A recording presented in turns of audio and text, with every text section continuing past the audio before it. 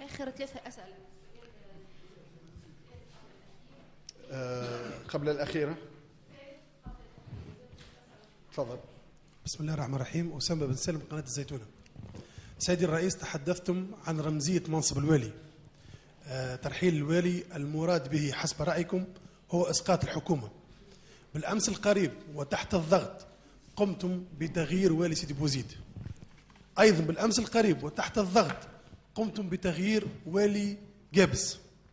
هل أنتم وجهتم رسالة خاطئة إلى من وصفتموهم الآن بالمنقلبين على الشرعية أن هذه الحكومة تقدم تنازلات تحت الضغط، وبالتالي أصبحتم مورطون بطريقة غير مباشرة في الفاتورة التي دفعها شعبنا في سليانة من هذه الأحداث؟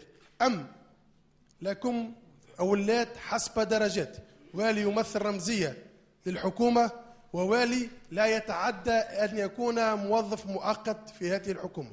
وشكرا. شكرا. لا نفرق بين الولايات متاعنا المسؤولين والي ولا غير والي. ربما البعض يظن أن احنا تنازلنا، ولكن معطياتنا ومعرفتنا بالأمور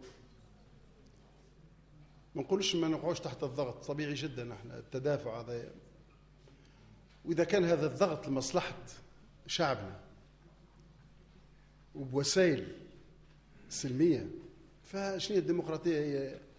هي تدافع والضغط، هذا هو.